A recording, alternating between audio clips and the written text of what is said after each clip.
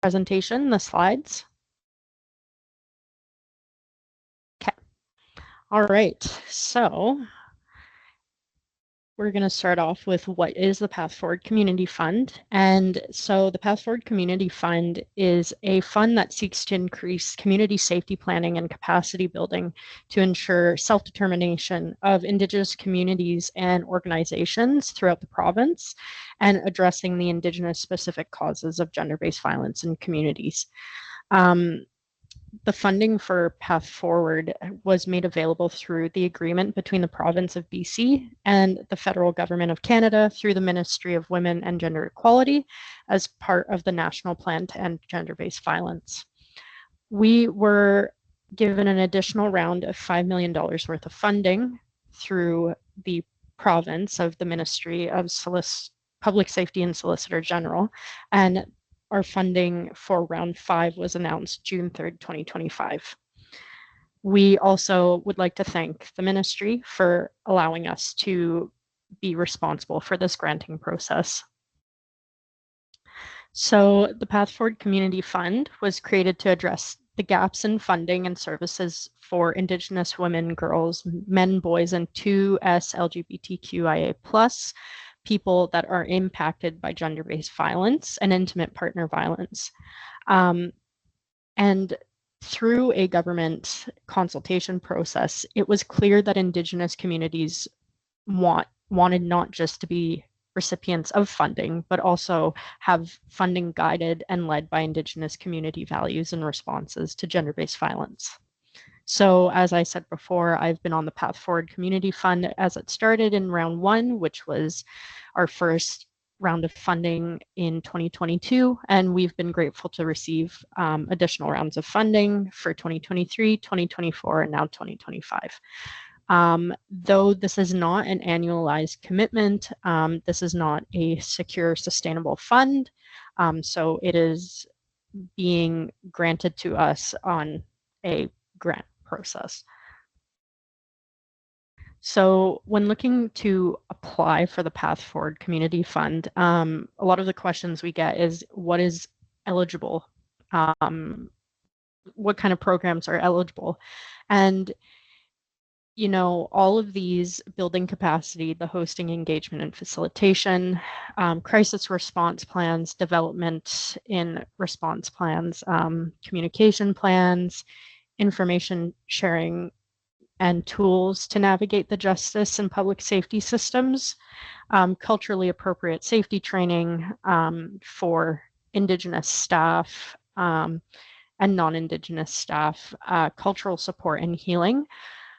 This is a very basic kind of, you know, these are ideas, and however a community or an organization or a group or a person wants to navigate that through their culture, you know, it's giving full independence to implement their Indigenous teachings and values, and even just personal values.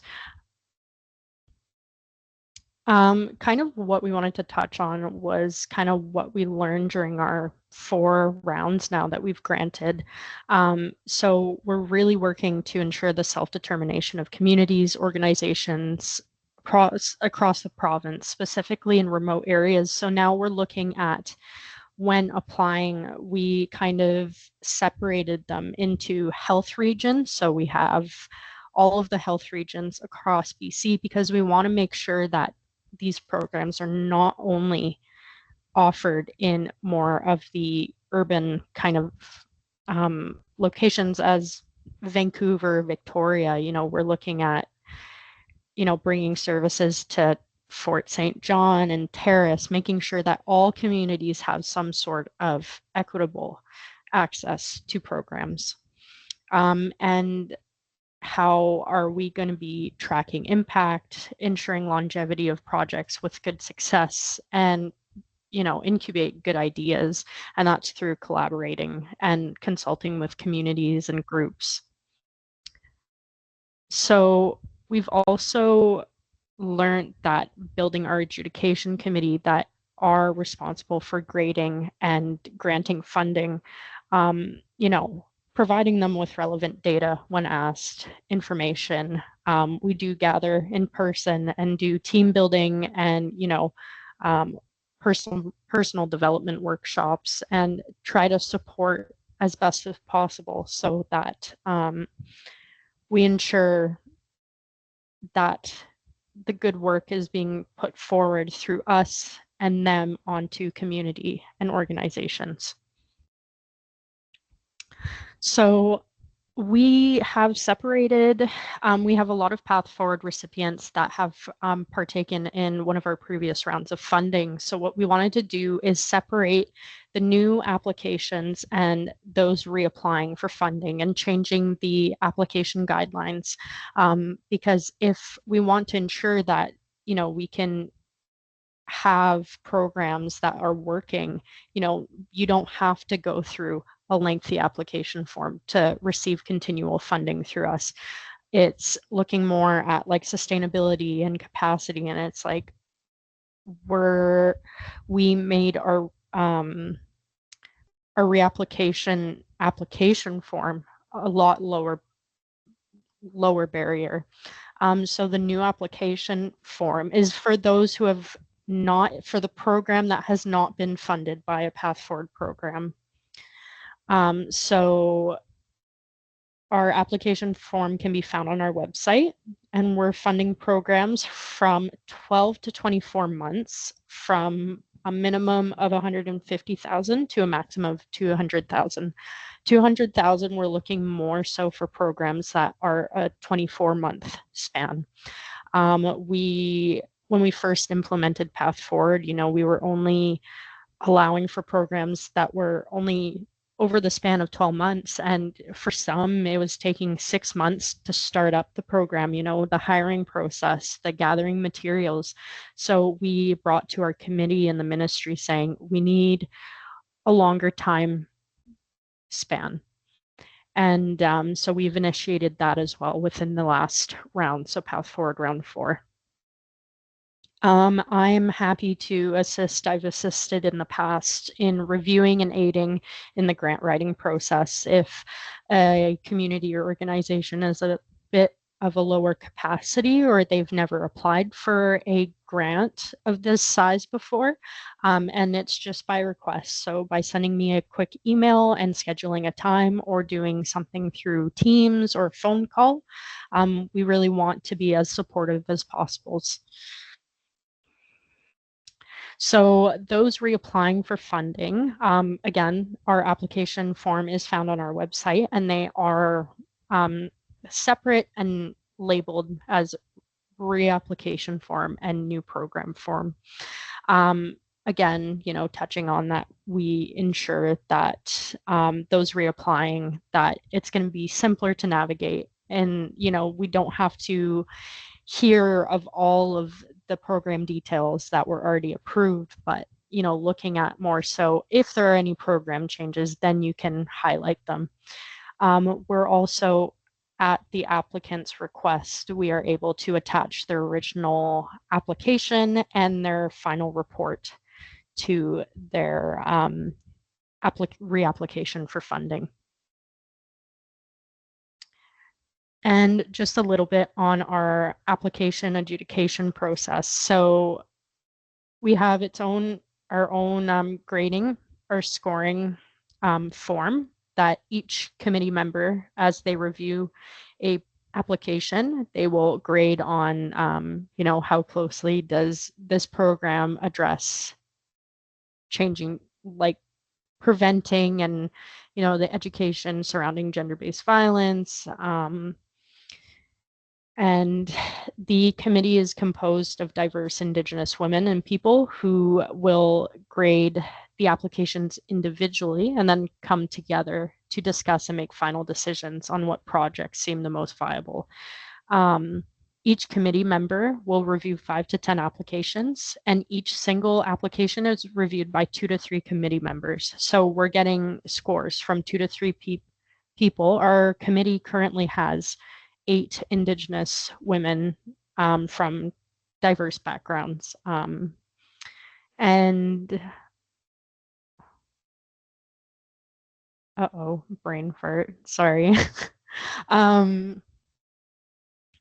So, over the past 4 rounds, we've just seen an increase in applications. So sometimes our committee will review up to 15. We've had it where a committee member had to review 20 applications, which was very, very, you know, it was a lot of work. So now that we have 8 committee members, we're able to, balance the workload a bit. But, the more applications, the better, because, we can bring that back and show we know that there's a need, but it's having the data. And kind of what we're looking at in numbers and what communities we've funded. We've received nearly $21 million in funding. We've awarded 86 Indigenous communities and organizations across BC in amounts ranging from 15,000 to 200,000, with the program spanning over 12 to 24 months. And some of the funded people have been First Nations communities, remote and urban, Métis chartered communities, friendship centers, grassroots groups, and urban groups, as well as we have a program that is being run by one sole person. I just wanted to highlight some of our programs that we've funded. So we've funded a father support program that supports single fathers or young fathers moving towards healthier relationships with their families, and offering relationship-based training and programs and anger management, awareness, and men and relationships attachment parenting programs for fathers and men. Tillicum Lalum Life Givers program is the commitment to cultural competence and cultural responsive services that recognize the importance of all of our relatives and historical trauma, taking holistic views of Indigenous wellness and the role of our cultures and cultural identities and the well-being in community, and how that directly impacts our youth, our young families, and our elders, and how these programs can prevent and educate on gender-based violence. The Tsleil-Waututh Nation We Are All Sacred program is where staff are providing community members to provide programming for children, youth, and parents and elders. And it's working to expand on this kind of notion further by training volunteers or hiring staff that can aid in the prevention and education of gender-based violence in their community. Now, Kathleen Lounsbury is the person who applied on her behalf, and she is offering a phased dissertation program that is about Indigenous birthing sovereignty and how it can enable communities and families to access cultural teachings that strengthen growing families. And gender-based violence and intimate partner violence is very, very common in the perinatal and postpartum stages. So she's working closely with community and elders and bringing culture to the young families or new families and just providing support, which aids in the prevention of gender-based violence. All right. Does anyone have any questions? I will stop the recording now, and we'll go into questions.